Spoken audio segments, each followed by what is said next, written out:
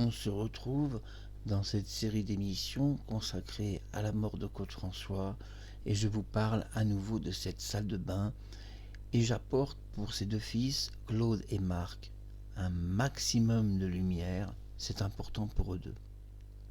Claude François Junior, c'est le fils de Claude François, il perd son père assez jeune en fait. Traumatisé, même ce fut un traumatisme, il n'en cachera jamais aucune phrase, au contraire, il se confiera que c'était une mort quand même assez choquante. Et c'est tellement plus choquant quand on sait qu'en coulisses, rien ne s'est passé comme c'était écrit dans la presse. Tout d'abord, je dois dire que Marie-Thérèse, l'attachée de presse de Claude François, celle qui a été du moins désignée officiellement comme le témoin de sa mort, n'a pas eu la partie facile. Au départ, dans l'histoire, était-il écrit sur le papier qu'elle serait l'unique témoin de sa mort, et pourtant, elle va devenir, par un concours de circonstances, bon ou mauvais, l'unique témoin. Rappelons les faits, Kathleen parlait dans un anglais incompréhensible, et la police essayait de recueillir son témoignage pour comprendre un petit peu de quelle manière une personne dans son bain avait eu la lubie, on parle de lubie, de changer une ampoule les mains mouillées parce que pendant 10 ans, la version officielle, y compris dans les 2 journaux de mort, Claude a changé une ampoule les mains mouillées et c'est même attesté par les journalistes du 20h à cette époque-là. Et confirmé pendant 10 longues années. Au bout de 10 ans, la version change. En réalité, il aurait redressé une applique avec 2 doigts.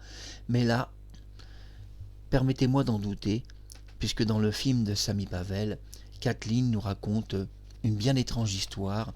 Claude a touché une lampe. Une lampe, c'est le rapport du tribunal. Il est mort sur une lampe de 45 watts en la touchant. On doit préciser qu'à l'époque, les lampes sont chauffantes. Cela veut dire que quand elles s'allument 2 minutes, elles sont brûlantes. Pas évident, même les mains mouillées, de trouver la force, l'énergie, de ne pas se brûler les doigts ou les mains et de dévisser une ampoule qui aurait chauffé. Aujourd'hui, les lampes ne chauffent plus. Alors aujourd'hui, il est beaucoup plus simple de changer une ampoule puisqu'elle ne présente aucune chaleur. Tiens, il y a quelques jours de ça, je tenais une ampoule pratiquement 10 minutes dans la main. Elle était allumée. Oh, je prenais aucun risque. C'était une ampoule économie d'énergie. Et cette ampoule, je m'exclamais, elle ne chauffe pas. Elle ne chauffe pas, c'est justement le problème. C'est que dans la mort de Claude François, on ne doit pas oublier un élément de sa mort qui a été beaucoup occulté.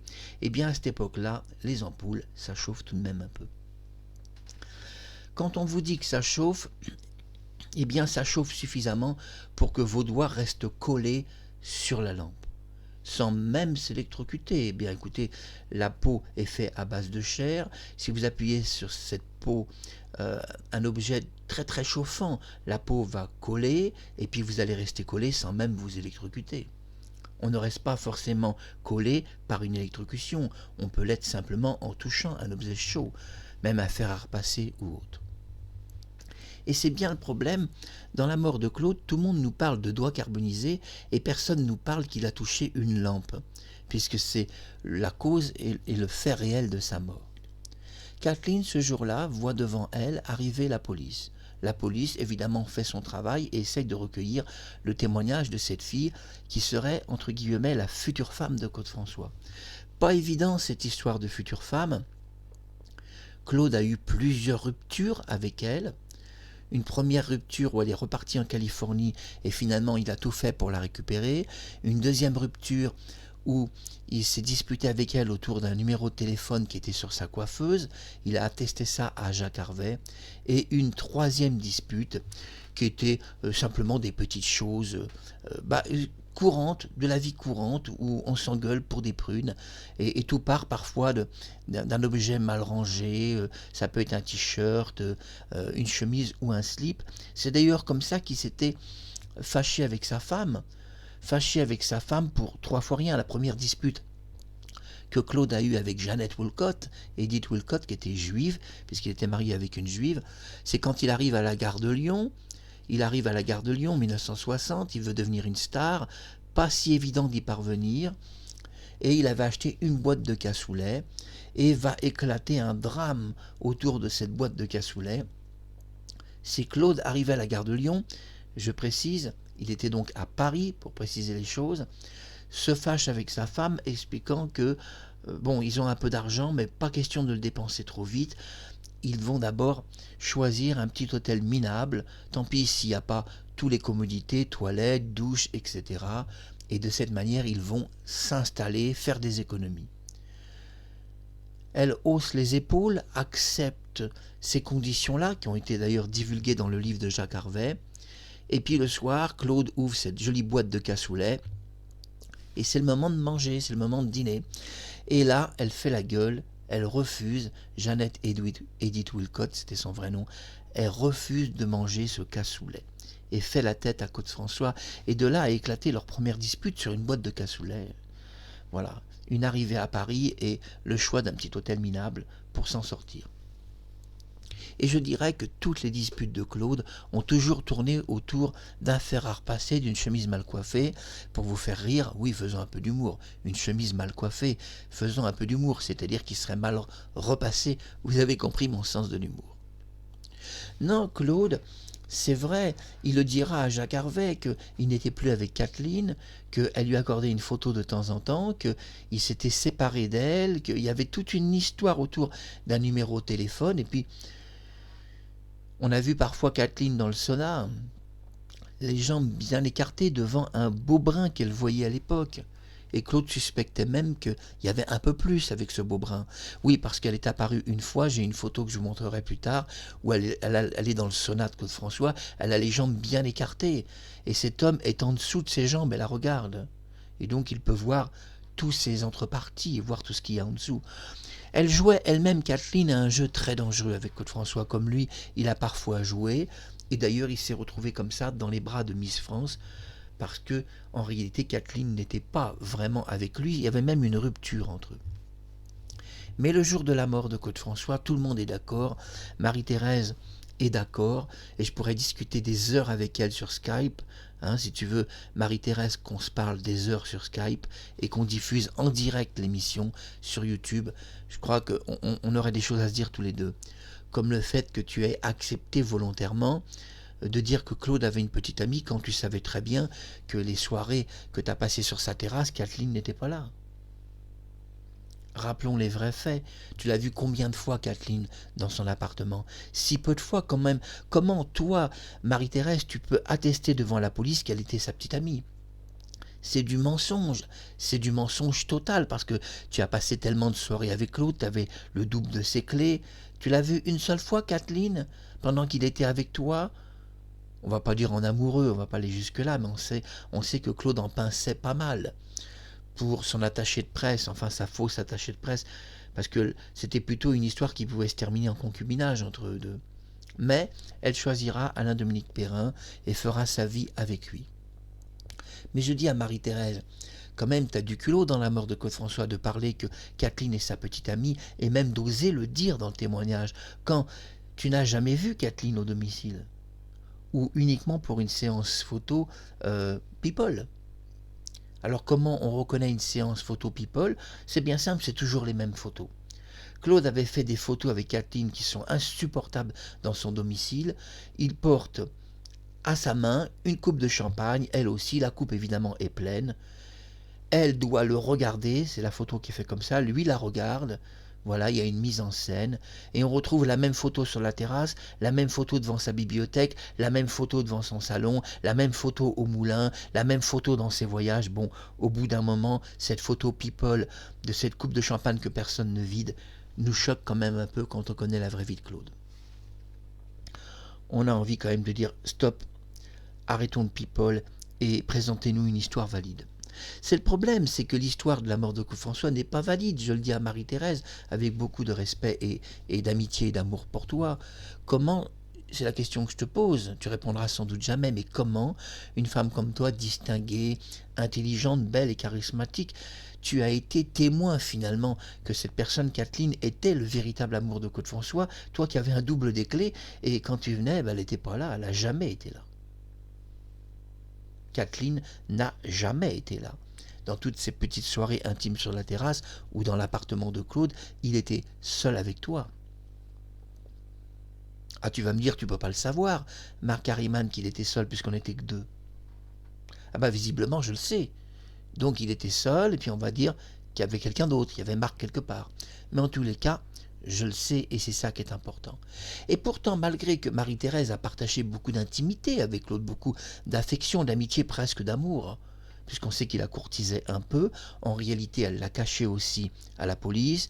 Oui, il avait une petite main douce parfois, il essayait un peu. C'est vrai que Marie-Thérèse, on doit comprendre que elle était très belle, on ne se rend pas compte, et beaucoup plus belle que Kathleen, on ne se rend pas compte. Elle n'a jamais été Miss France, Marie-Thérèse, et elle n'a jamais été une personne reconnue dans le système de la beauté faciale. Mais Marie-Thérèse était une très belle fille. On le voit sur certaines photos que j'ai publiées dans cette série d'émissions, où on voit qu'à cette époque-là, en 1977, moi j'ai publié des photos de 1977, elle est vraiment belle, on ne se rend pas compte. Donc on comprend toutes ces petites soirées intimes. Était-il amoureux de Marie-Thérèse? Moi je pense qu'à un moment donné, c'est bien possible que Claude François était tombé amoureux de Marie-Thérèse. C'est bien possible que la vraie histoire, ça soit celle-ci. En tous les cas, Marie-Thérèse est témoin, comme je le suis, que Kathleen n'était absolument pas dans l'appartement à aucun moment et que Claude n'aurait pas donné les doubles des clés de son appartement à Thérèse s'il a vu quelqu'un dans sa vie dans son appartement. Mais c'est bien le problème, elle avait les clés de son appartement, pouvait à tout moment entrer même à 2 heures du matin, puisque Claude retirait la clé intérieure de sa porte pour qu'on puisse ouvrir sa porte en pleine nuit. Mais quel intérêt d'ouvrir une porte à 3 heures du matin, hein, quel intérêt, sinon ou d'être la maîtresse de Claude François, ou d'être une confidente, une amie ou quelqu'un qui lui remonte le moral. Le problème est que dans la vie du chanteur, la seule personne qui est proche vraiment de lui, c'est Marie-Thérèse. Elle habite en face du 122 boulevard Exelmans, et c'est simple pour elle de venir quand Claude a des problèmes. Il suffit de traverser une rue, une petite rue du boulevard Exelmans, et puis de se rendre chez Claude François. C'est tout. Le problème était là, c'est qu'elle était disponible. Et à cette époque-là, elle vivait qu'avec elle-même. Elle était seule.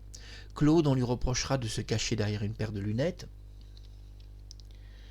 Il se cachait derrière, oui, une légendaire paire de lunettes. D'ailleurs, cette paire de lunettes sera, j'essaie de la mettre bien droit, voilà, apparaîtra dans divers films sur sa vie. Ouais, bon, pas évident qu'aujourd'hui je porterais bien ce genre de lunettes. Bon, ça me plaît pas trop les lunettes, Berk.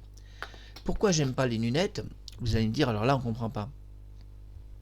Parce que les lunettes dissimulent le regard, dissimulent l'intensité charismatique de votre regard, votre magnétisme, tout passe dans le regard des gens. C'est une erreur de porter une paire de lunettes, une grave erreur, car vous dissimulez votre regard aux autres, et les gens ont besoin de votre regard parce qu'ils aiment lire dans vos yeux, et on lit tellement de messages dans un regard.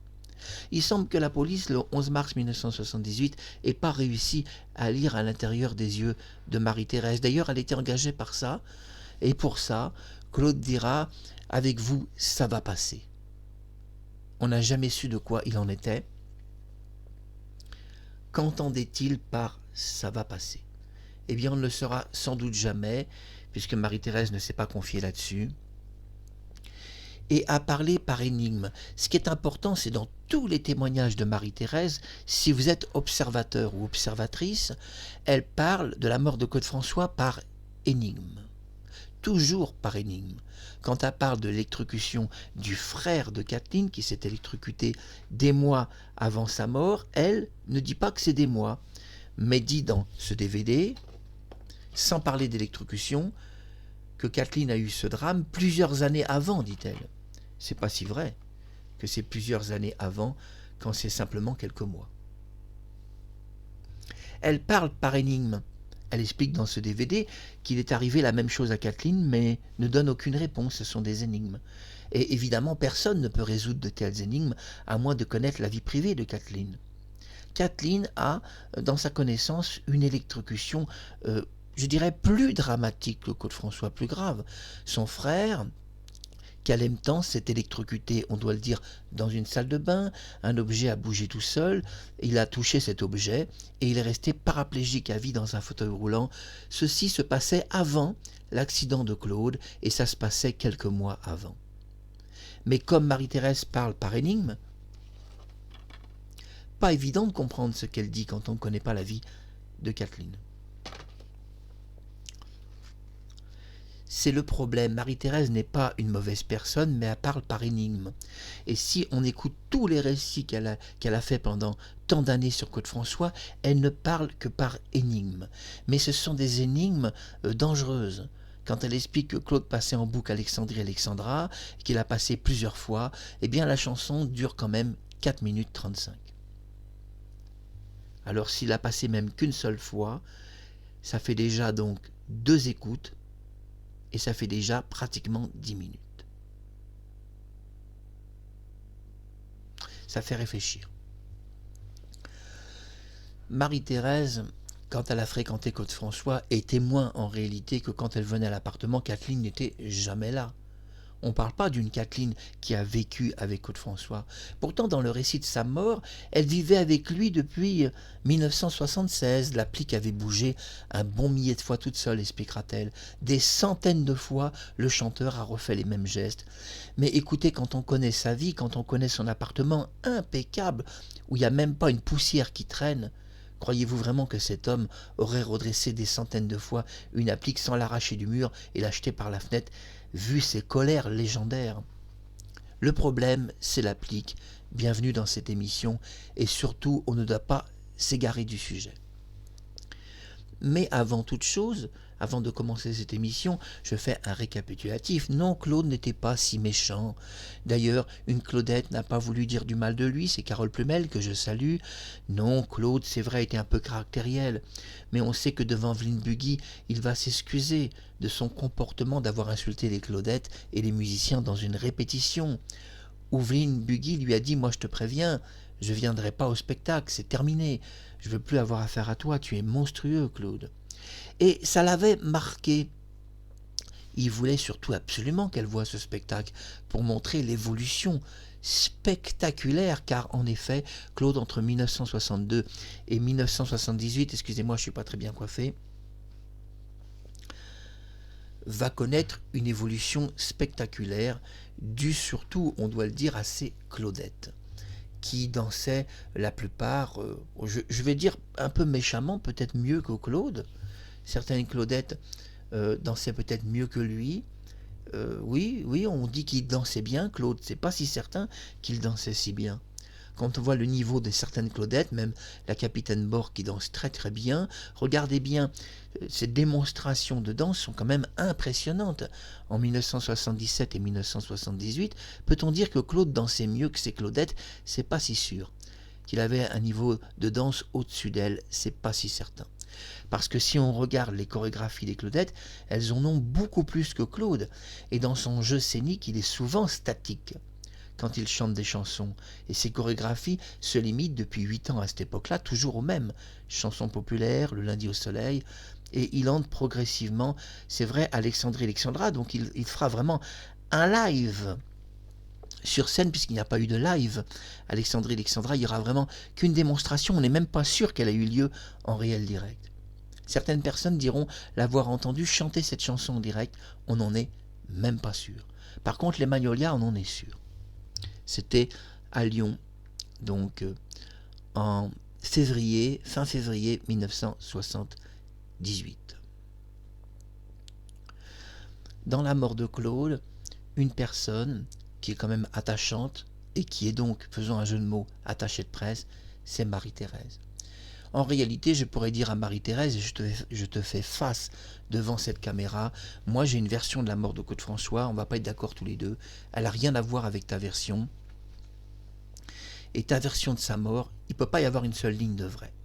Moi, dans la version que je présente, c'est une version réelle, qui s'appuie et sur le trousseau de clés qui était dans ta main, et sur le fait qu'à chaque fois que tu es venu à son appartement, eh bien Kathleen n'était pas là. Elle était où, la douce Kathleen, hein, quand tu restais jusqu'à 3h30 du matin sur la terrasse où Claude te draguait et essayait de t'emballer dans son lit, hein, soyons un peu vulgaires. Elle était où, Kathleen? Elle n'était pas là, hein. Et pourtant, elle nous raconte que un millier de fois, il a redressé cette applique. Mais sur l'agenda de Fabien Lecoeuvre, nous voyons qu'avec toutes les dates de déplacement, il dormait pas beaucoup dans son appartement, puisque déjà, en week-end, il dormait au moulin. Et non, toute cette histoire est une histoire complètement montée, il n'y a rien de réel. Un appartement nickel dont il n'y a pas un brin de poussière, pas un livre qui traîne, et on nous explique que le chanteur avait une applique qui a bougé un millier de fois toute seule, et des centaines de fois, il a inlassablement refait ce geste de redresser une applique. On nous explique ça 10 ans après sa mort. Le jour de sa mort, ces mêmes témoins parlent d'une lampe qu'il a changée. Visiblement, au bout de 10 ans, vous vous êtes consulté, vous n'étiez plus d'accord sur la version officielle. Il n'y a rien de réel dans la mort de Claude François, on ne peut même pas être sûr qu'il est réellement mort.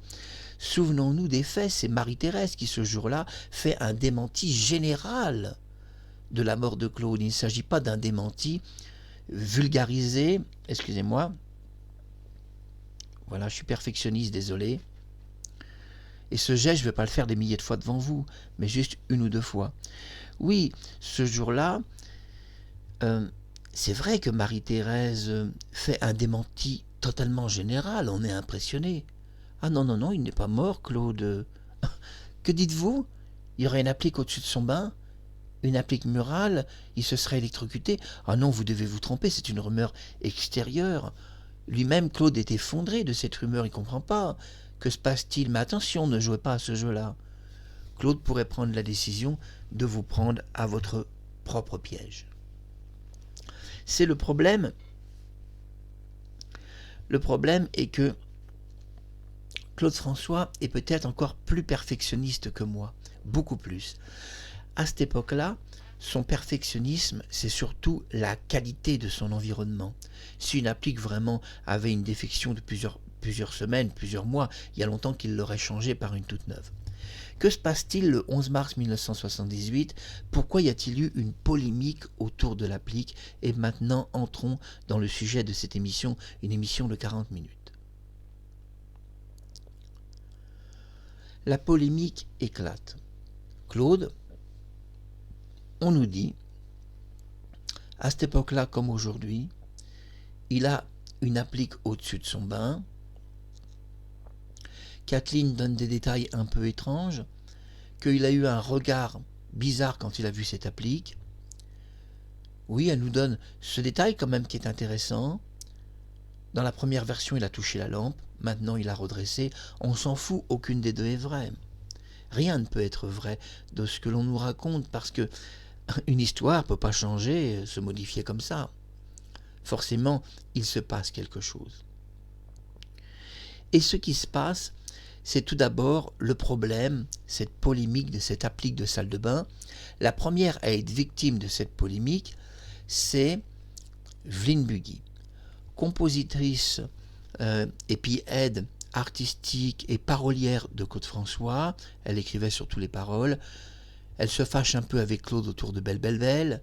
Il trouvait que sa chanson ne sonnait pas dans le refrain comme des cloches, belle, belle, belle, donc des cloches, et il voulait que ça sonne de cette manière. Et sa compositrice expliquera, bon écoutez, puisque vous prétendez écrire des chansons mieux que moi, bien faites-la votre chanson, présentez-la moi.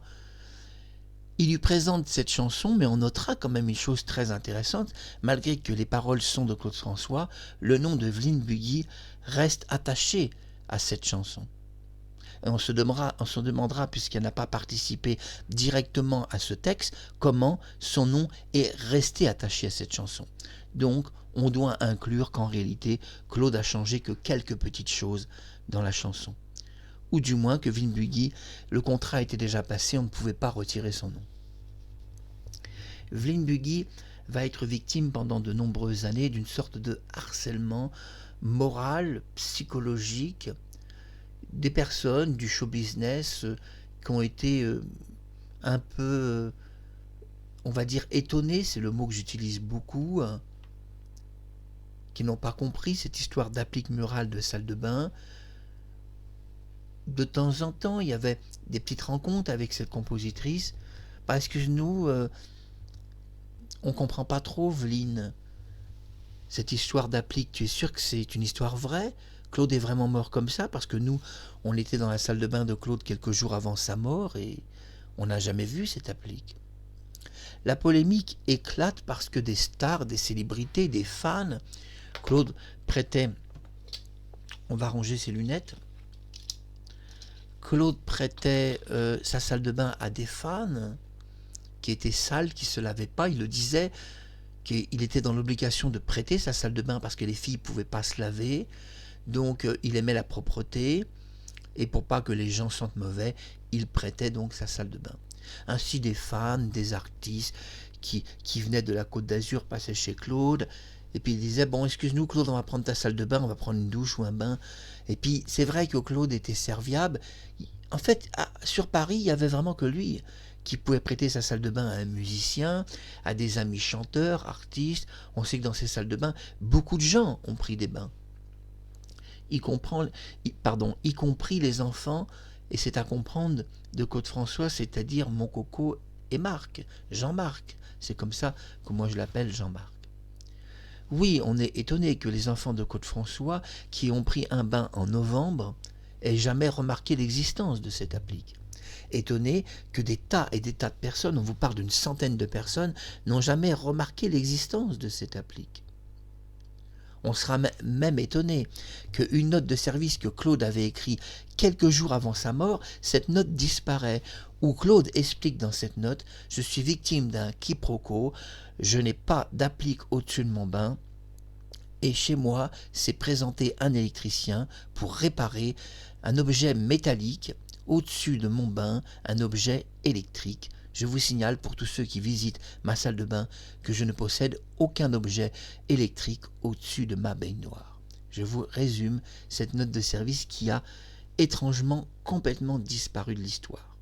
Mais il est clair dans cette note de service que Claude protestait lui-même, parlant d'un quiproquo, même peut-être pas d'un canular. Lui, il utilise le mot quiproquo.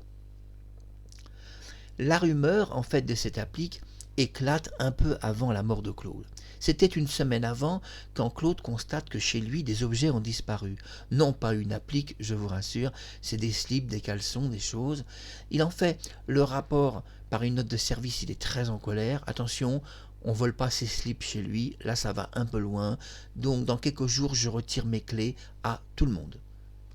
Il était inquiet. Pourquoi des gens étaient-ils entrés dans son appartement pour voler ses slips à l'intérieur de sa penderie? Ça n'avait pas de sens. Donc dans ses bureaux, il se plaint. D'ailleurs, une personne charmante lui dit « Mais Claude, comment ça quelqu'un vole tes sous-vêtements? Explique-nous. » Et Claude va expliquer qu'il en a assez de laisser ses clés à n'importe qui. Pourtant, on ne peut pas dire que ce jour-là, il reproche cela à Marie-Thérèse. On n'a jamais entendu une histoire où il lui demande les clés de son appartement.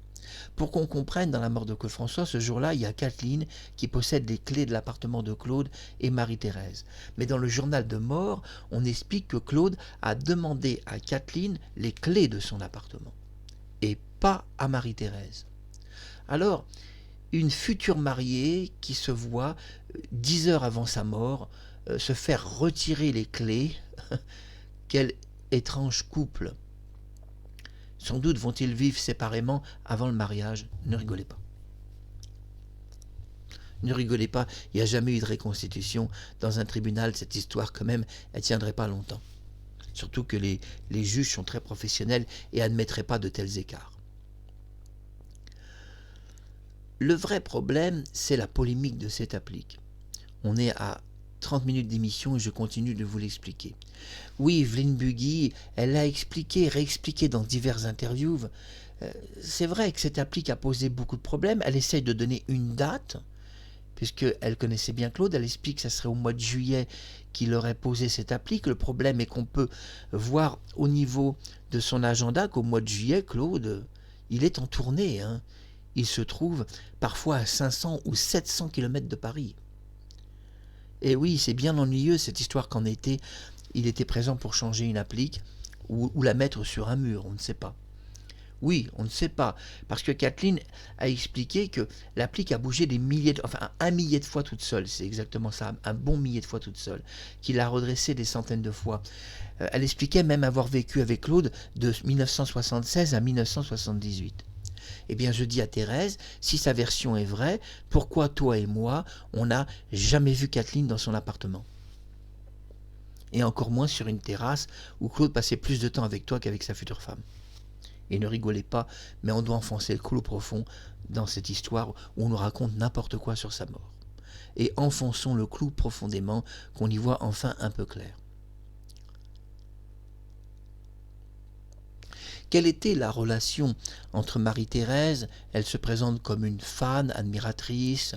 On sait qu'en réalité, le problème est que Claude passe son temps avec elle. On sait que le moment qui a précédé sa mort, il passe beaucoup de temps avec Thérèse.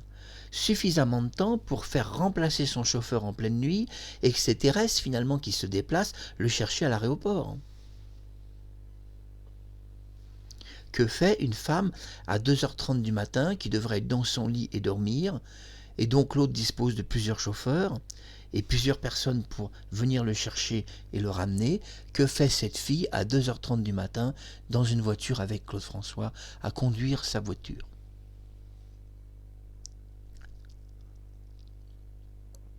Que fait-elle aussi devant la police à être l'unique témoin de sa mort, dont la police ira jusqu'à dire qu'ils ont entendu sa future femme, hein? Vous allez dire, ah, ils ont entendu sa future femme. Oui, oui, mais dans la version de police, attention, sa future femme, c'est pas vraiment Kathleen. La police explique aux journalistes un peu étonnés que la future femme de Claude François, c'est pas Kathleen, c'est pas la belle blonde. Ils disent, on a entendu le témoin, le seul témoin qui a parlé, sa petite copine qui était là, donc qui avait une relation sexuelle avec lui, elle couchait avec, et un nom sort. Quand le policier parle, l'enquêteur, il donne un nom, c'est pas Kathleen. Il dit sa petite amie était là, il donne le nom de Marie-Thérèse. Elle est déclarée comme une femme qui couche avec lui, donc qui fait l'amour avec lui, qui est sa véritable petite amie officielle que Claude aurait cachée, ce qui explique alors les clés de l'appartement. Elle n'était pas son attachée de presse, elle était sa maîtresse, elle couchait avec lui. En tous les cas, le policier présente la chose comme ça, peut-être aussi de sa part c'est naïf, ayant qu'un témoin et l'autre témoin finalement étant dans le décor. On parle d'une potiche, on va être méchant, elle est dans un décor de l'histoire. Kathleen est dans un décor, elle va vendre son histoire à Samy Pavel, ou c'est lui qui l'achète, et encore une fois, on nous présente une version cinéma de la mort de Claude François dans le fameux documentaire de Samy Pavel, un documentaire avec les vraies personnes. Mais le policier, quand il est en bas de l'immeuble, le policier enquêteur, interpelle un journaliste. On lui dit, bon voilà, alors qu'est-ce qui s'est passé? Vous avez vu sa petite copine? Oui, mais voilà, le problème de la petite copine de Claude François, c'est pas Kathleen. Le policier explique, on a donc parlé à sa petite amie, c'est elle qui a appelé les secours. Donc, qui a appelé les secours ce jour-là? C'est pas Kathleen, c'est Marie-Thérèse. Bon, elle a une petite aventure avec, elle couche avec lui, ils sont amants, elle avait les clés de son appartement. On a très très vite compris la situation, explique-t-il. Peut-être qu'en effet, les policiers ont compris une situation qui était peut-être inexacte. Mais c'est vrai que quand les policiers recueillent son témoignage, puisqu'elle n'a pas caché aux policiers qu'elle avait les clés de son appartement, elle n'a pas pu cacher une telle information. Là, une dissimulation d'une information comme ça, c'est très grave en justice. Vous allez dire, Kathleen, elle a les clés de l'appartement, elle a expliqué ça à la police. Non, non, non, non, non, non. Non, non. C'est pas la vraie histoire. La vraie histoire, c'est Marie-Thérèse qui explique à la police qu'elle a les clés de l'appartement de Claude. On ne parle pas de que Kathleen avait les clés, c'est bien Marie-Thérèse qui avait les clés. Le policier la présente auprès des journalistes comme la personne qui a appelé les secours. Il donne le nom de Marie-Thérèse. Donc, il ne parle pas qu'elle est surnommée Iceberg. Il dit, bon voilà, on a compris, c'est sa petite amie, elle couche avec, elle avait les clés de son appartement, elle a appelé les secours. Et quand le journaliste lui dit, mais sa petite amie, c'est Kathleen? Non, répond le policier, non. Non, non, elle n'est pas du tout son amie. Kathleen est une personne qui va repartir aux États-Unis Et elle était simplement témoin de la mort de Claude François. Elle n'est pas du tout sa petite amie, c'est juste un témoin. Et d'ailleurs, on n'a rien recueilli de son témoignage. Et comme sa véritable petite amie, c'est Marie-Thérèse, on a donc pris son unique témoignage. Il nous a paru plus logique de prendre le témoignage de sa petite copine avec qui il couche. Et le policier présente les choses comme ça. Marie-Thérèse couche avec Claude François. Elle a une aventure sexuelle avec lui, qu'elle a cachée et aux Claudettes et à tout le monde.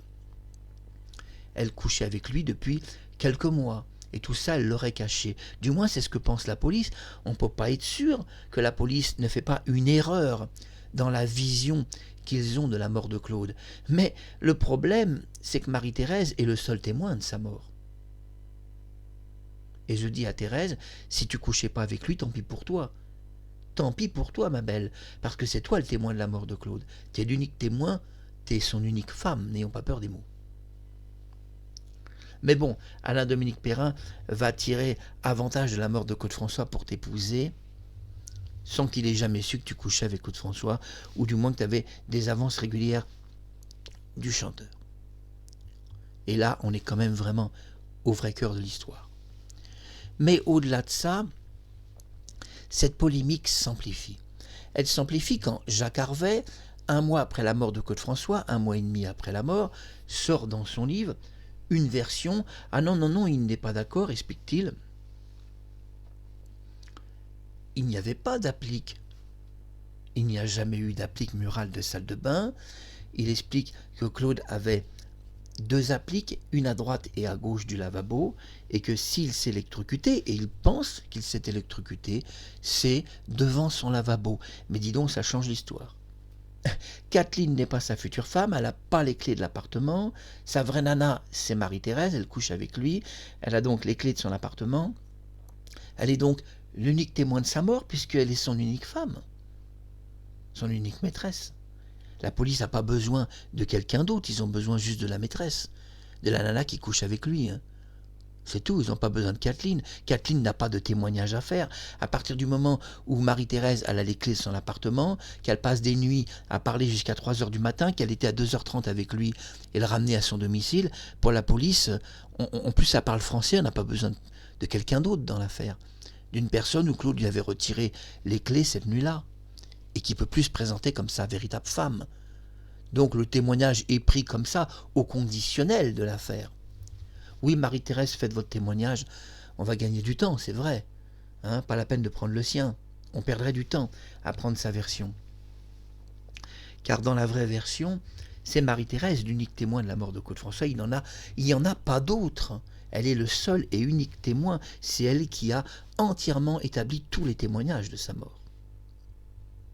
Ça aurait été plus simple que Marie-Thérèse explique que Kathleen n'a jamais été à l'appartement et qu'elle avait été amenée ou par Gérard ou par quelqu'un d'autre, parce que c'était mieux qu'il y ait deux femmes.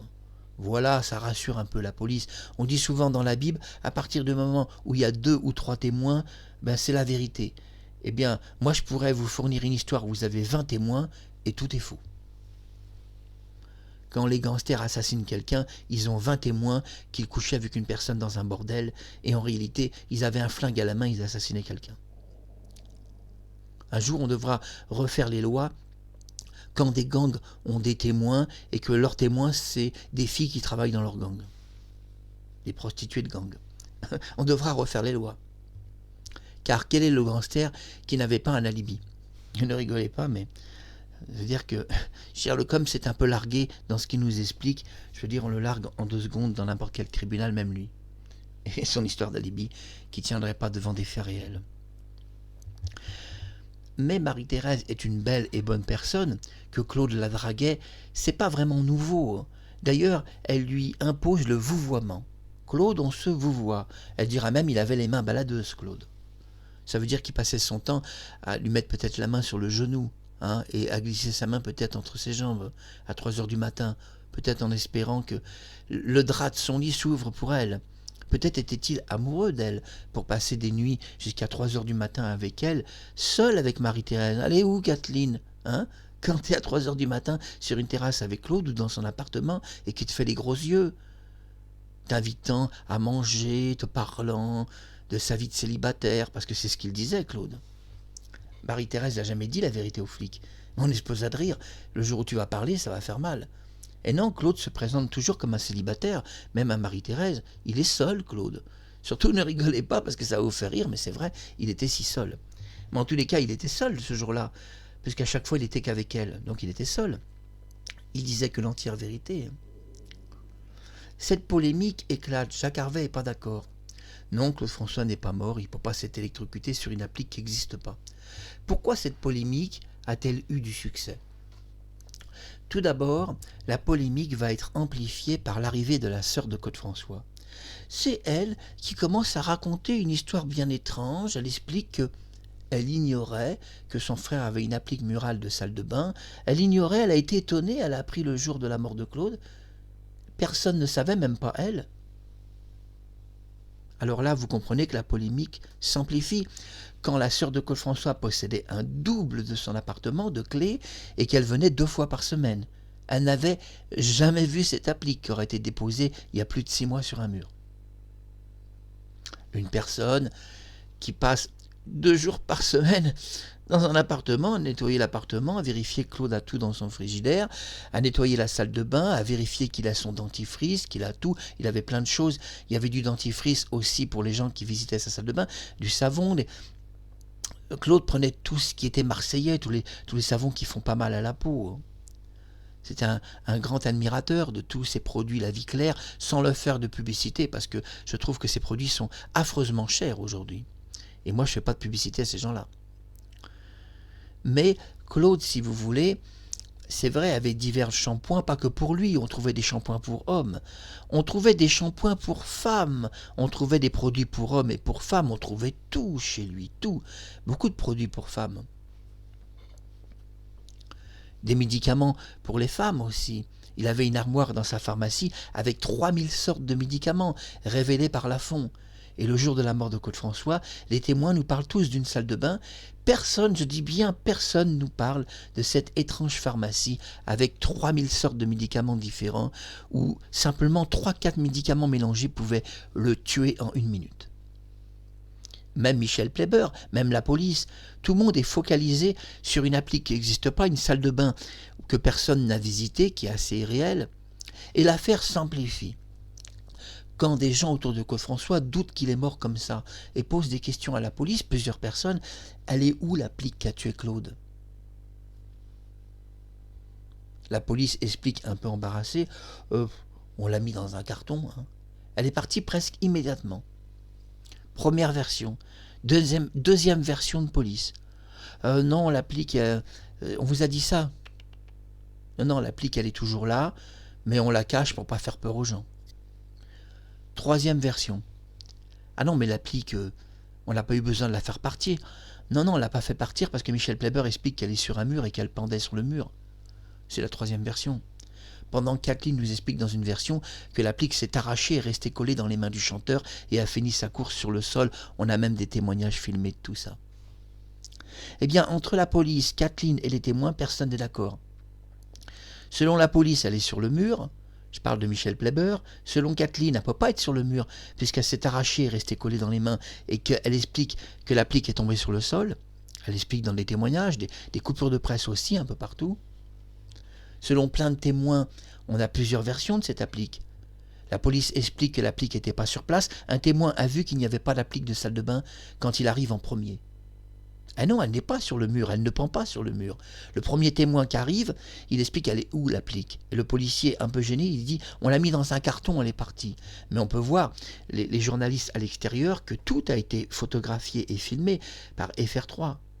Il n'y a pas de policier sortant avec un étrange carton. Et une applique, eh bien, elle ne peut pas tenir dans la main, on doit la mettre dans un carton. C'est le témoignage du policier.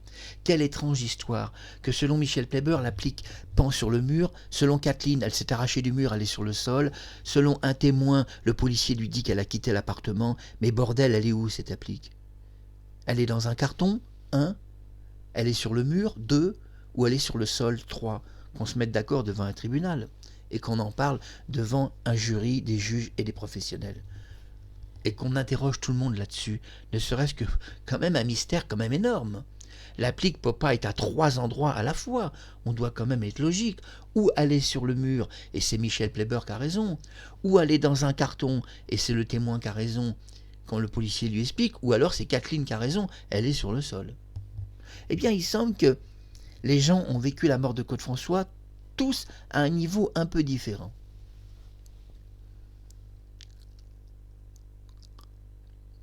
Selon la police, l'applique était pendante sur le mur.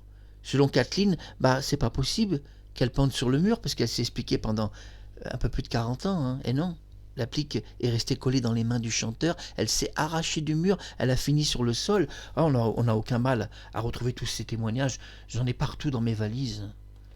Que je ne vous étouffe pas sur YouTube avec tous ces témoignages qui ont sans doute des droits d'auteur. On me dira droit de savoir, droit de ceci, droit de cela. Vous ne pouvez pas, monsieur. On a des droits en France. Mais regardez, tous les interviews de Kathleen, vous en avez plein en France qui sont sur YouTube. Vous allez vous régaler à tout entendre. Et puis au bout d'un moment, vous allez vous dire, bon, c'est bon, on a compris, là, il y a un truc qui ne va pas. Mais pourquoi la polémique est si forte? On est à 45 minutes, encore 5 minutes je vous consacre dans cette émission. Pourquoi il y a une polémique autour de cette appli qu'on essaie de comprendre? C'est pas le fait qu'elle est sur le mur, sur le sol, ou dans un carton. Oublions, on s'en fout où elle est. Non, on s'en fout royalement, puisque personne n'est d'accord. Puisque personne n'est d'accord, on ne peut pas prouver dans un tribunal où elle se situe, cette appli. Personne n'est d'accord. Dans un tribunal, on ne pourrait pas dire « Kathleen, vous avez raison, elle était sur le sol ». Parce que dans un tribunal, on pourrait prouver que Michel Plepper explique qu'elle était sur le mur. Michel Plepper ne pourrait pas dire, c'est un membre du Quai d'Orsay, qu'elle était sur le mur et que c'est la vérité, puisque Kathleen pourrait prouver le contraire par ses témoignages, et même la police a dit que l'applique était dans un carton. Donc en réalité, quand on a 3 contradictions de témoignages, ça veut dire quoi quand même?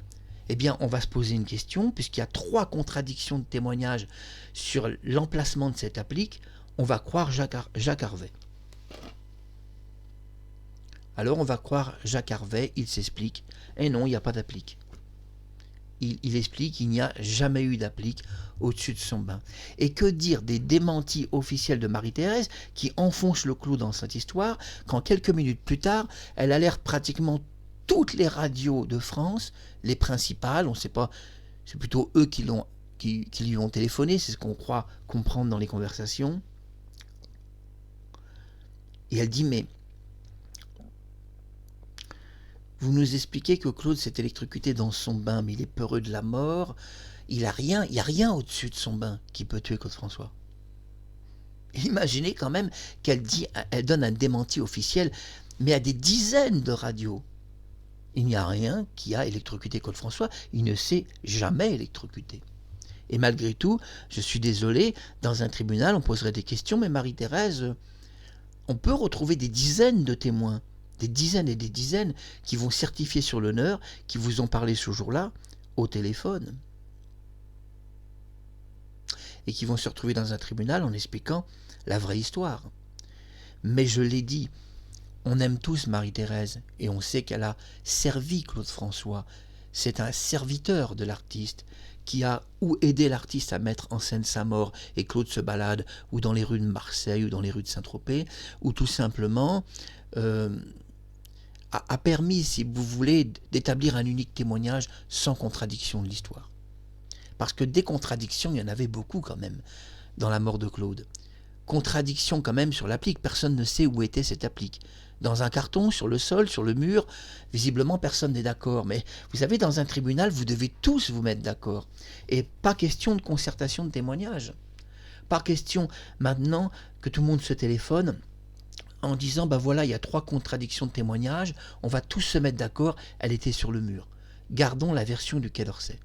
Mais même la version du Quai d'Orsay n'est plus recevable aujourd'hui, puisqu'il y a contradiction de témoignage de plein de personnes. Elle n'est même pas recevable, cette version. Et pourtant, il l'atteste comme étant la vraie version.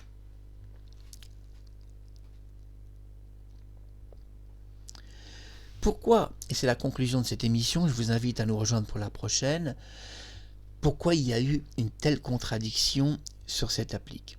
Que les gens comprennent. Tout d'abord, Claude François n'est pas tout ce qu'on vous a dit. C'est un homme qui, c'est vrai, avait des idoles comme Sammy Davis Jr., comme Frank Sinatra, et puis d'autres artistes comme Elvis Presley. On ne parle pas de son admiration pour le King, mais il adorait Elvis Presley. Et il a assisté à l'enterrement d'Elvis, rediffusé sur les quelques chaînes qu'il y avait à l'époque. Il n'y en avait pas beaucoup, hein. En France, on n'avait pas beaucoup de chaînes de télévision. Aujourd'hui, on a des milliers de chaînes, peut-être pas des milliers, mais bon, une bonne quarantaine, et on s'en sort. Mais avec le câble, on en a des milliers. C'est ce que je veux dire. Le problème est que l'appli va générer un véritable problème dans la version de sa mort. Le plus gros problème, c'est même pas que tout le monde a une version différente. Selon certaines personnes, cette appli existe, selon d'autres, elle n'existe pas. Le problème n'est pas là. Vous constaterez que Marie-Thérèse n'a jamais dit une seule fois de sa bouche que cette appli existait. Dans aucun témoignage télévisé, elle n'a jamais dit devant une caméra, elle n'a jamais témoigné que cette appli était réelle et qu'elle existait. Elle n'a jamais dit que l'ampoule avait une puissance de 45 watts. Elle n'a jamais dit que l'appli était sur le sol ou qu'elle était sur le mur ou emportée dans un carton. Elle n'a jamais parlé de cette applique. À chaque fois qu'elle parle de la mort de Claude, elle parle d'une seule chose, Kathleen traîne le corps de Claude devant elle. Et donc, pour qu'une telle chose arrive, Claude était déjà pratiquement mort ou à moitié mort. Ou dans un état très très grave. Alors, vous allez me dire, bon, Mark Harriman, c'est très bien, mais c'est quoi la conclusion? Parce que c'est vrai, au fond, s'il y a eu une polémique, nous, on a envie de comprendre quand même dans cette émission la conclusion de l'émission, puisqu'on va par thème. La conclusion, et je le dis à Marie-Thérèse parce qu'elle sait que je l'aime bien et elle sait de toute façon qu'il n'y aura jamais de suite de cette histoire. Marie-Thérèse est un serviteur de Claude François. Elle n'a pas trahi Claude François, elle a fait que le servir. Et dans sa mort et dans la version officielle, c'est un serviteur. Et elle travaille, d'ailleurs elle se présente comme quelqu'un qui travaille pour lui. Moi je la présente comme plutôt une confidente, une amie. Claude était dans la rupture avec Kathleen et il avait besoin d'une compagnie. Et cette personne au 122 boulevard Exelmans, en face, constituait la meilleure compagnie possible. Elle était juste à côté. Il lui donne les clés de son appartement. Il avait rompu avec Kathleen. Et donc on comprend mieux qu'elle se retrouve des nuits entières à parler à Claude François. Justement, elle va attester que quelques jours avant sa mort, elle passait beaucoup de temps avec Claude. Ah bah suffisamment de temps pour se retrouver dans une voiture avec lui à 2h30 du matin. Et ne rigolez pas. Mais parlons que de faits et pas des coupures de presse. Mais vous allez me dire, Mark Harriman, on comprend, mais ok, tout le monde n'est pas d'accord sur l'emplacement de cette applique, Vinbuguet est harcelé, beaucoup de gens ont dit que cette applique n'existait pas dans le show business. On sait qu'il y a eu contestation par une note de service qui a disparu de Claude, où lui-même parle d'une applique que c'est un quiproquo. Il en parle quelques jours avant sa mort. Il est victime d'une sorte de canular ou de quiproquo. On a les démentis de Marie-Thérèse où il n'y a pas d'applique. On a plein de versions où cette applique n'existe pas. Des gens qui ont visité la salle de bain, même des fans. Il y a même une fan qui expliquera qu'elle avait pris un bain dans le Claude, pas dans Claude, dans la salle de bain de Claude, pardon. Et quand même. Et qu'il n'y avait pas d'applique de salle de bain. Elle en est témoin qu'il n'y avait rien. Et d'ailleurs, le premier témoin se manifeste, il n'y a pas d'électrocution dans une salle de bain. Claude a glissé, a heurté sa tête, et sa tête a heurté sa salle de bain, il a une bosse sur la tête, il n'y a pas d'applique. L'applique, elle apparaît à partir du moment où Kathleen se confie dans une cuisine, expliquant pendant 10 minutes, puisqu'on a le temps relationnel, Marie-Thérèse explique qu'elle s'est enfermée 10 minutes avec Kathleen. Et elles ont laissé Claude tout seul dans sa chambre. Pendant ces 10 minutes, Kathleen explique l'étrange électrocution de son frère. Elle a un frère quelques mois avant qui s'est électrocuté, et j'espère que vous regardez les précédentes émissions. Ah, c'est la même électrocution identique. Mais au moment où elle raconte cette histoire, dans le temps chronologique, il est 12h30 maximum. Et pourtant, Marie-Thérèse appelle les secours 1h50 après cette histoire. Et quand elle appelle les secours, elle ne dit pas au téléphone que Claude s'est électrocuté. Elle ne le dit pas. Ni même au médecin traitant, elle n'a jamais dit qu'il s'était électrocuté. Elle expliquait qu'il avait un problème de voix. et au chauffeur de Claude qui était en bas de l'immeuble, elle descend, elle explique qu'on doit vite trouver pour Claude un médecin parce qu'il a un problème à la gorge, elle ne parle pas d'électrocution. Il n'y a même pas dans le récit des témoins la moindre électrocution. À aucun moment, Claude a juste été victime d'un problème à la gorge, sans doute l'absorption d'un médicament ou son cœur a flanché un peu. C'est tout. Une grosse bosse sur la tête, des médicaments, des problèmes à la gorge. Tous les témoignages vont dans ce sens. Le médecin généraliste explique au téléphone, on parle d'un médecin qui s'appelait à l'époque Vendôme, je ne sais pas si vous connaissez, ça c'est un des premiers médecins de Côte-François, vous ne connaissez pas Vendôme, c'était un de ses premiers médecins traitants, qui justement travaillait à l'époque où Claude avait mis en scène son malaise à la salle Vallier. Bon, il avait un médecin, on ne le connaît pas, c'est Vendôme, mais il en a eu plusieurs, il a eu le docteur Elbaz et tant d'autres. Marie-Thérèse parle pas au médecin traitant d'une électrocution. Claude se plaint d'un problème à la gorge, on doit vite venir à son appartement, lui explique qu'il n'y a pas d'urgence. S'il y a vraiment un problème, vous appelez le SAMU, mais lui, il ne peut pas venir, il est en consultation. Et il n'est jamais venu. D'ailleurs, dans la collection officielle, elle reproche, elle dit qu'il aurait dû venir, il a dû s'en vouloir après. Non, il ne s'est jamais tourmenté de sa décision. Il ne s'en est jamais tourmenté. Pour être tourmenté de cela, Marie-Thérèse aurait dû lui dire la vérité, si c'était vraiment la vérité des faits. Claude s'est électrocuté, c'est tout, point à la ligne, venez, il est mourant. Là, il n'aurait pas pu dire non.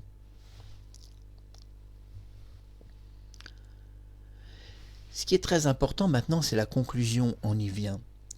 Mais vous me direz, bon, on a compris, il y avait vraiment une polémique. Oui, la polémique sur cette applique, elle est existentielle, elle est réelle. Démenti de Marie-Thérèse, 1. Démenti de l'entourage de Côte-François, nombreuses personnes, 2. Démenti de sa sœur, il n'y avait pas d'applique selon elle.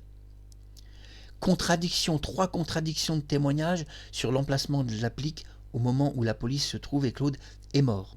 Quand même 3 contradictions. Elle est sur le mur, elle est sur le sol, elle est dans un carton, elle est partie au labo. Et puis tout le reste qui va pas. Et puis le pompon de l'histoire, c'est pas ça, hein. Le pompon de l'histoire sur cette applique murale, c'est pas ça. Le pompon, il est bien plus important. Vous savez, le pompon, c'est ce petit objet, je le dis souvent, qu'on attrape dans les manèges. Parce que quand on attrape ce pompon, on a quand même le sentiment d'avoir enfin touché la vérité dans cette histoire. Et dans la mort de Côte-François, en attrapant le pompon, à 1 heure d'émission, on a quand même un petit peu touché à la vérité. Le problème, c'est même pas les contradictions de témoignages, qui pourraient peut-être s'expliquer par le fait que tout le monde était en état de choc et plus personne ne savait. On pourrait toujours trouver une excuse à tout le monde. Non, le problème, il n'est pas là. Le pompon, c'est quoi? Vous allez me dire, bon, Marc Harriman accouche de ton nouveau bébé. C'est quoi le pompon? Le pompon, c'est la vérité dans la mort de Côte-François. Le pompon, c'est ce que tu attrapes dans le manège quand tu es un enfant. Et que tu dis à ta maman ou à ton papa, ou à tes sœurs ou à tes petits frères, j'ai le pompon, je l'ai attrapé. Je sais la vérité sur la mort de Côte-François, j'ai chopé le pompon. Eh bien, c'est exactement ça en fait. Vous avez chopé le pompon si vous avez regardé cette émission intégralement. Vous avez attrapé le pompon, bravo, parce que maintenant vous allez quand même savoir quelque chose de plus intéressant que toutes ces contradictions de témoignages. C'est quoi ce pompon que tout le monde vient d'attraper en regardant cette émission? Eh bien, le pompon de toute cette histoire, c'est que Claude, comme je l'ai dit, était un admirateur des stars américaines comme Sammy Davis Jr., Elvis Presley, Frank Sinatra. Tous avaient une particularité. Une salle de bain où tout était en or. Dans la salle de bain, tout était en or. Robinetterie, tout était en or.